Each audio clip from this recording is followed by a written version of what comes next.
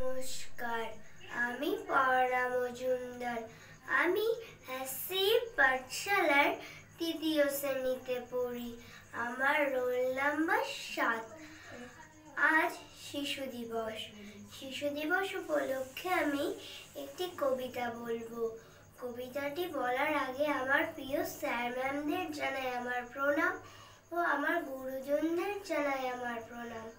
আমার সহপাঠীদের জানাই আমার আন্তরিক ভালোবাসা। আমি শিশু দিবস উপলক্ষে একটি কবিতা বলবো। কবিতার নাম আমি শিশু, কবি আব্দুর রহমান। আমি শিশু, আমি শুভ্র সতেজ শিশির ভেজা একটি গোলাপ।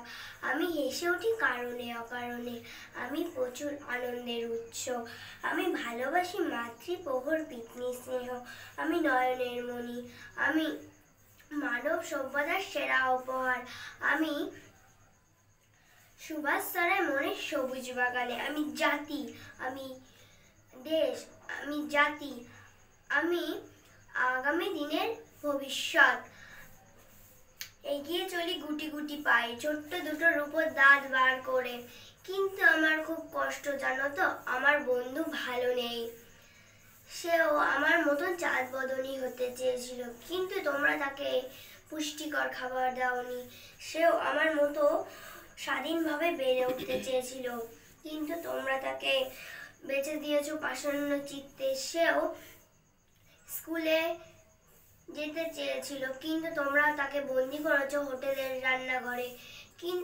সেও বেড়াতে যেতে চেয়েছিল মার সঙ্গে সমুদ্রে পাহাড়ে, কিন্তু তোমরা তাকে পাঠিয়েছো পাশের বাড়ির বাসন মাজতে। তার শৈশবটাকে তোমরা এক নিষ্ঠুরতার কাছে বিক্রি করে দিয়েছো। হারিয়ে দিয়েছো তার পবিত্র শৈশবটাকে। তোমরা বড় নিষ্ঠুর ও দুষ্টু, ভবিষ্যৎ কখনো তোমাদের ক্ষমা করবে না। নমস্কার।